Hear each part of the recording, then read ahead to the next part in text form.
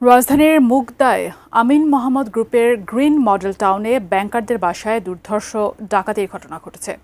4 জনকে কুপিয়ে জখম করেছে ডাকাতরা। এই সময় তারা ছিল অনেকটা বিবস্ত্র। অভিনব এই ডাকাতের কথা জানাচ্ছেন সাব্বির আহমেদ। রোববার গভীর রাতে গ্রিন মডেল টাউনের এই বাসার 4টি ফ্ল্যাটে ডাকাতি হয়। সবকটি বাসাতেই থাকেন ব্যাংকাররা। ডাকাতরা প্রথমে কেয়ারটেকারকে অস্ত্রের মুখে জিম্মি করে তার হাত পা বেঁধে ফেলে।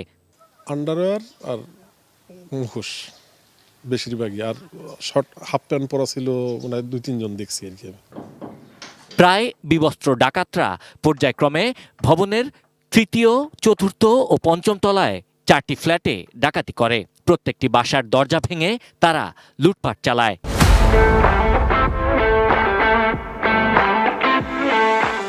কিন্তু এ সময় নিরাপত্তার দায়িত্বে থাকা আমিন মোহাম্মদ গ্রুপের কেউই এগিয়ে আসেনি। অভিযোগ ভুক্তভোগীদের। এবং আমাদের 5তলা যিনি থাকে তাকেও আমি ফোন দিয়েছি তাড়াতাড়ি, যে আমার 3টা অ্যাটাক হয়েছে, আপনি তাড়াতাড়ি পুলিশকে ফোন দেন, জায়গায় ফোন দেন। 2:50 মিনিটে হঠাৎ বিকট শব্দে আমার ঘুম ভেঙে যায়। তো আমার ওয়াইফকে বললাম দ্রুত থেকে কী হয়েছে। সে দ্রুত যাওয়ার পরেই ওরা দরজা অলরেডি ভেঙে প্রবেশ করে ফেলছে। দেখে আমার ওয়াইফকে রামদা দিয়ে ওরা গলায় ধরে ফেলছে। আমি আসলাম, আমাকেও ধরে আমার চোখ হাত পা বেঁধে ফেলে। ভবনের 5 তলার 2টি ফ্ল্যাটের বাসিন্দাদের নৃশংসভাবে কুপিয়ে জখম করে ডাকাতরা। ব্যাংকার হুমায়ুন কবির ও শাহিনুর আক্তার দম্পতির রক্ত ঘরের মেঝেতে বিভিন্ন জায়গায় ছড়িয়ে ছিটিয়ে আছে। হুমায়ুন কবির ও তার স্ত্রীকে মুগদা হাসপাতালে ভর্তি করা হয়েছে। হুমায়ুন কবিরের মাথায় 23টি সেলাই লেগেছে।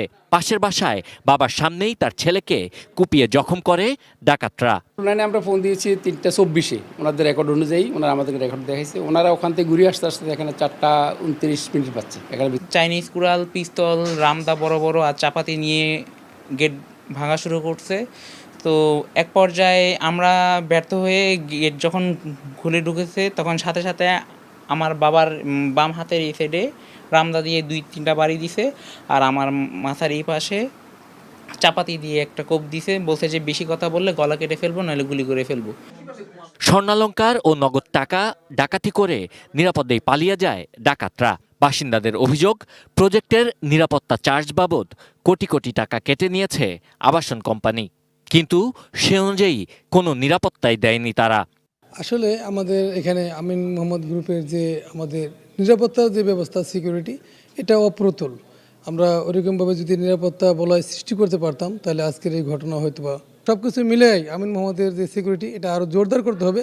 যদি সিকিউরিটি জোরদার না করে, তাহলে আমাদের এরকম ঘটনা ঘটতেই থাকবে। ঘটনাস্থল পরিদর্শন করেছে আইনশৃঙ্খলা বাহিনীর সদস্যরা।